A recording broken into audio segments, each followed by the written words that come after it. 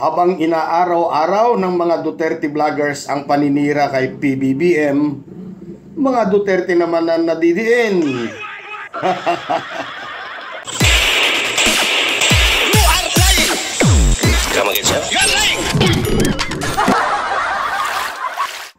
Okay, magandang araw po sa ating lahat, mga kababayan, mga ka-explore. Saan man dako po kayo naroon, ano po? Saan dako ng mundo? Yan. Sa mandako kayo ng mundo naroon, hangad ko po ang inyong kaligtasan at mabuting kalagayan. Ayan no nga po, mga kababayan, kahit po si Senator Bato ay inamin na, inamin na rin po na maaaring lalong madiin si Duterte sa mga ginawa niya pong pag-amin, mga tahasang pag-amin sa mga nangyaring tiyugihan, patayan, ayan, mga ganyan ba? Baka mano tayo ng YouTube ito po yung mga nangyaring extrajudicial killing sa panahon ng laban kontra droga noong kanyang kapanahunan bilang Pangulo ng Bansa. Dito po sa kanyang pahayag, siya po mismo ay parang umamin na talagang nahihirapan na siyang ipagtanggol ang dating Pangulo na paulit-ulit kasing umamin doon po sa doon po sa Blue Ribbon Committee, lalo yata siyang madidiin dito, ano? Pakinggan muna nga natin ito pong pahayag po ni Senator Bato de la Rosa. Pwede yan. Pwedeng magamit yan against him. Lalong-lalo na, under oath siya, di ba? Nagsalita siya doon. Depende na sa kanya, how is he going to defend himself? Kasi nga, inahamon pa nga niya yung nag-imbestiga Lahat ng komite na nag-imbestiga sa kanya, you file cases against me. Kung meron kang ebidensya, kasuhan daw siya. Ayan, tila bagang sumusuko na or suko na. Suko na siya sa pagtatanggol dito sa dating Pangulong Duterte. Kung napanood po ninyo yung pagdinig noong nakaraang araw, doon sa Blue Ribbon Committee, sa Senado po yan, sa Senado. Talagang naghahamon pa si dating Pangulong Duterte na kasuhan na daw siya. Kung talagang may ebidensya kayo, kasuhan nyo na ako. Ngayon din, now na. Kita po ninyo. Talagang, kangay ang tapang ni Duterte, ano?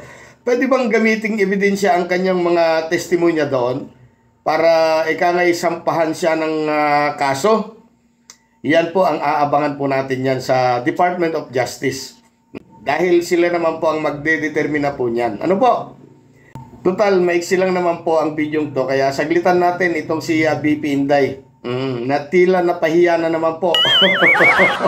Opo, parang napahiya na naman po itong si BP Inday. Matatandaan po natin na mga 2 linggo na po yata yung nakakalipas. Ano po?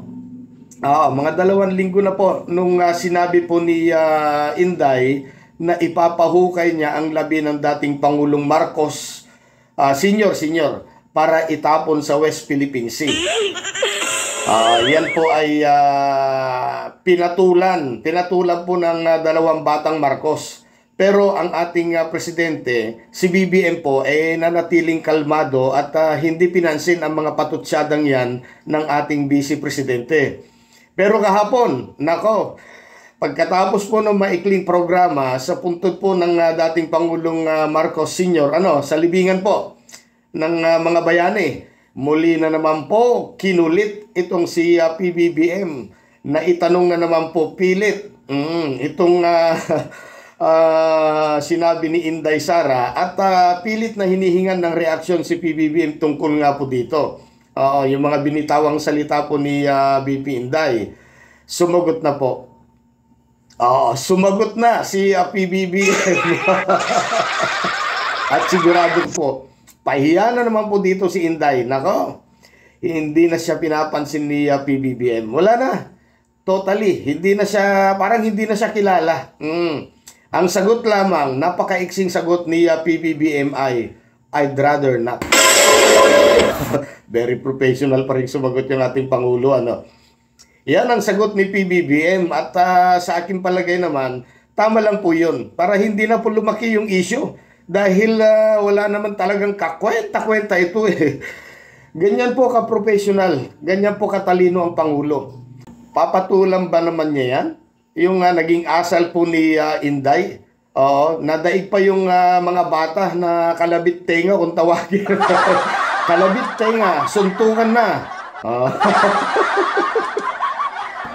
Hindi po mayabang, bagkus mapagkumbaba po ang ating Pangulo. Pero napakatalino at alam niya, marunong tumingin sa mga level ng mga bagay-bagay na mas dapat pag-ukulan ng pansin. Di ba ba? Kitang-kita naman po natin yan. Ang kayabangan at paghahari-harian ay laging may hangganan. At lahat ng bagay ay may katapusan, mga kababayan ko. Walang forever, ika nga. Nakakita na ba kayo ng forever? Ewan ko kung may forever talaga, no? At para sa mga mag-amang Duterte, parang matutupad ang kasabihan na yan. Ang dating Pangulo na naghari-harian ng 6 na taon, nasasangkot ngayon sa napakaraming usapin na maaaring humantong pa ito sa kalaboso niya. Alam niyo na po kung anong ibig kong sabihin. Ano po? Samantalang si BP Inday naman, maraming bagay ang hindi may paliwanag kaugnay po sa paggamit ng kanyang confidential funds na dapat sana linawin niya sa Kongreso yan. Pero anong ginawa? Parang si Duterte din, nag-asal reyna-renahan. At ang balita, planong isampa po ang impeachment complaint laban po kay BP Inday Sara. Itong buwan ng Nobyembre po, abangan po natin yan.